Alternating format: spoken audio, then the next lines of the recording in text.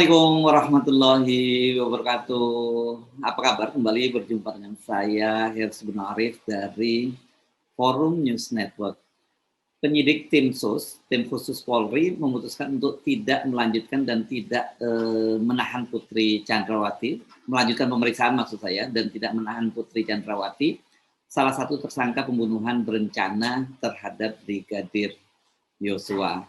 Jadi keputusan itu dilakukan setelah kemarin hari Jumat memeriksa Putri Chandrawati untuk pertama kalinya selama 12 jam. Alasan penyidik seperti dikatakan oleh Kepala Divisi Humas Polri Irjen Pol Dedi Prasetyo karena waktu sudah larut malam dan untuk menjaga kesehatan Putri Chandrawati.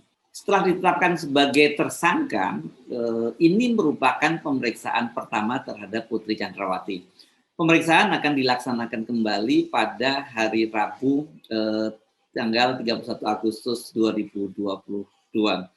Keputusan penyidik untuk tidak menahan Putri Sambo ini mengundang kritik keras di kalangan publik atau sekarang orang lebih suka menyebutnya sebagai netizen karena memang ekspresi mereka itu bisa kita tangkap melalui media sosial. Kritik terhadap Polri yang yang disebut memperlakukan secara istimewa terhadap Putri Chandrawati ini bahkan sudah muncul ketika penyidik menetapkan Putri itu menjadi tersangka pada tanggal 19 Agustus lalu. Namun itu tidak diikuti dengan penahanan mengingat kasusnya sangat serius yakni pembunuhan berencana. Kalau alasannya soal kesehatan harusnya penyidik itu tetap menahannya. Dan kemudian setelah dilakukan asesmen misalnya dari tim dokter kepolisian, Putri Sambo itu bisa dibantarkan di rumah sakit. Jadi bukan seperti sekarang dia tidak ditahan dan dibiarkan kembali ke rumah.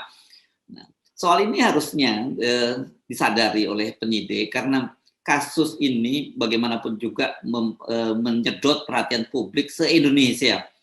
Dan sebagaimana dikatakan sendiri oleh Kapolri, Jenderal Listio Sigit Prabowo bahwa kasus Verdi Sambo ini membuat citra polisi atau persepsi publik terhadap polisi itu betul-betul anjlok.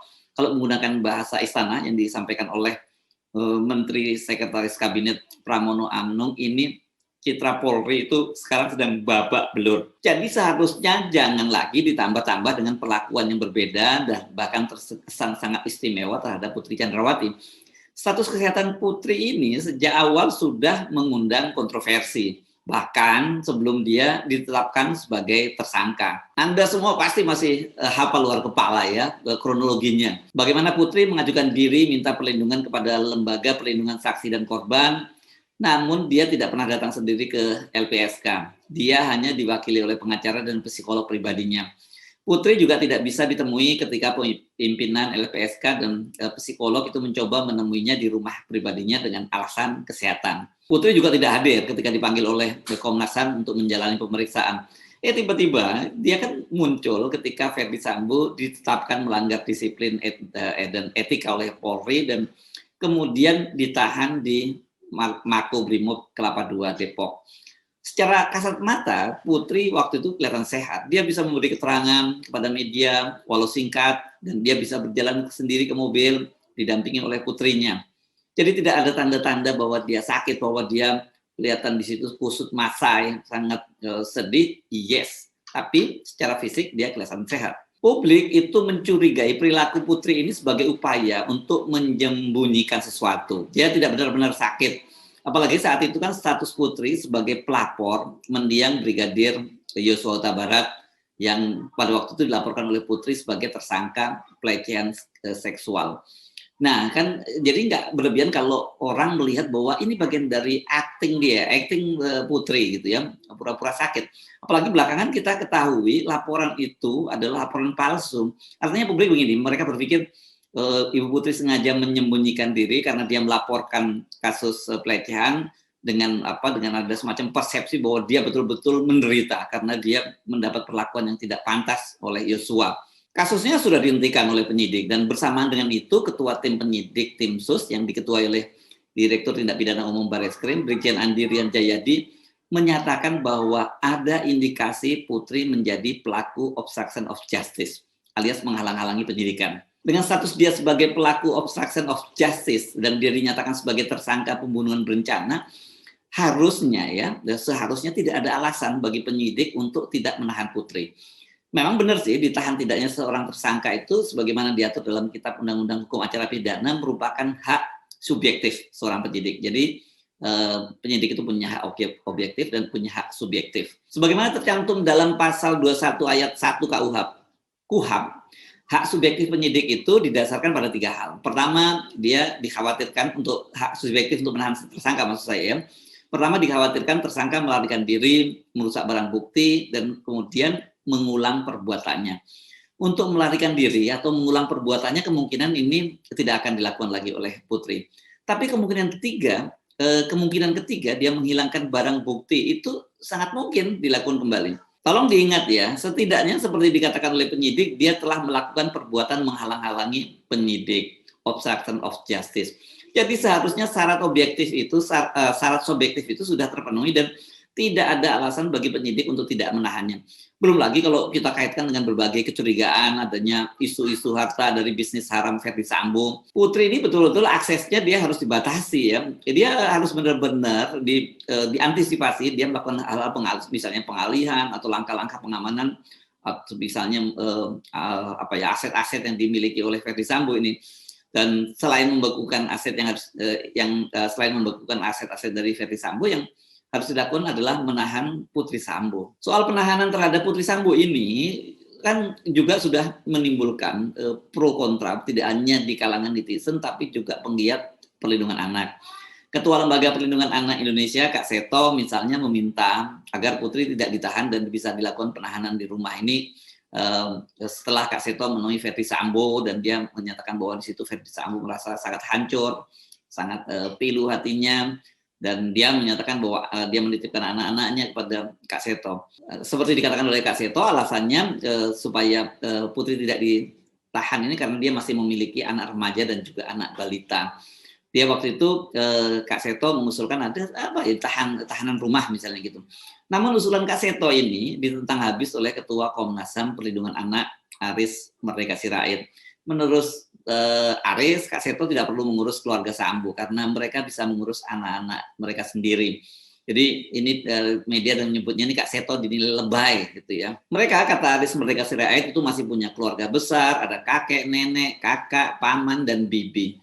Aris Merdeka Sirait benar. Bahkan anak pertama Verdi Sambo itu sudah menjadi perempuan dewasa, berusia 21 tahun dan kabarnya dia sedang menamatkan pendidikan kedokteran di Universitas Trisakti. Memang ada 4 orang anak Verdi Sambo ini. Yang pertama sudah menempuh kedokteran di Universitas Trisakti, kemudian ada di Taruna Nusantara, ada yang di SMP, dan masih ada yang balita. Diolipa Yumara ini mantan pengacara Barada Richard yang sudah dipecat ya, juga menilai tidak pada tempatnya Kak Seto terlihat sangat khawatir dengan nasib anak-anak Verdi Sambo.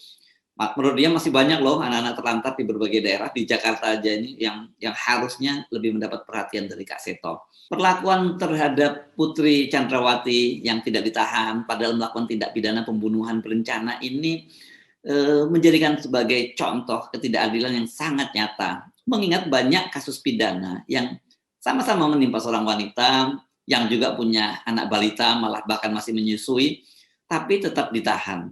Padahal kalau kita lihat kasus hukumnya itu jauh lebih ringan, bahkan jauh lebih ringan dibandingkan dengan Putri Chandrawati. Di Aceh Utara ada seorang wanita bernama Isma, usianya 33 tahun, dia ditahan karena melakukan pelanggaran Undang-Undang ITE. Dia terpaksa membawa anaknya yang berusia 6 tahun ke dalam tahanan, 6 bulan saya kira ya, ke dalam tahanan karena anaknya masih menyusui.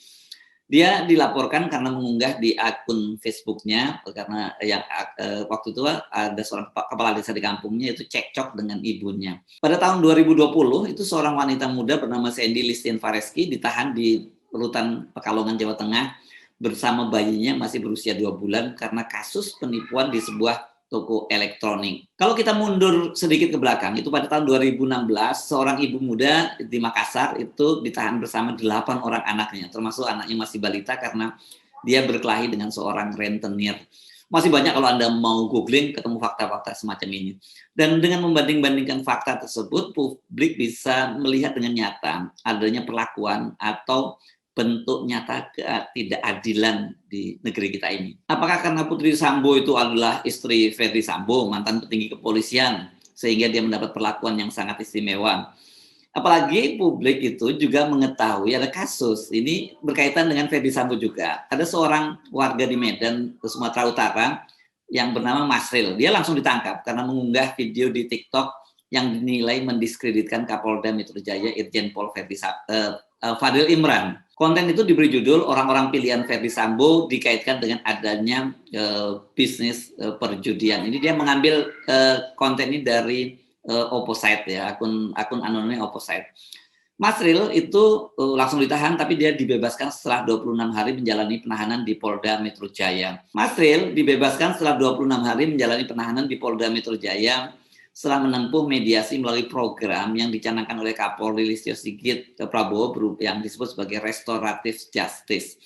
Sekali lagi, penyidik khususnya Mabes Polri harus benar-benar mempertimbangkan opini publik berkaitan dengan status dari Putri Sambo yang tidak ditahan. Tidak ditahannya Putri Sambo ini, saya kira ini bukan hanya semata kenapa kita kemudian persoalkan, bukan semata hanya untuk memperbaiki citra Polri, tapi jauh yang lebih penting itu adalah makin sekarang muncul pada perasaan yang sering disebut sebagai perceived injustice, alias perlakuan yang tidak adil dengan membedakan status seseorang. Apalagi bila itu dikaitkan dengan Putri Sambo yang merupakan keluarga besar Polri. Ini istri seorang jenderal pula, walaupun sekarang ini jenderalnya sudah terancam dipecat. Kenapa saya sebut terancam? Karena dia kan sudah diputuskan oleh Majelis Kode Etik bahwa dia diberhentikan tidak hormat, pemberhentian tidak dengan hormat, tapi kan dia sedang mengajukan banding. Jadi ini belum inkrah statusnya, dia belum dipecat sebagai anggota Polri. Saya Harus Arif dari Forum News Network. Sampai jumpa lagi. Wassalamualaikum warahmatullahi wabarakatuh.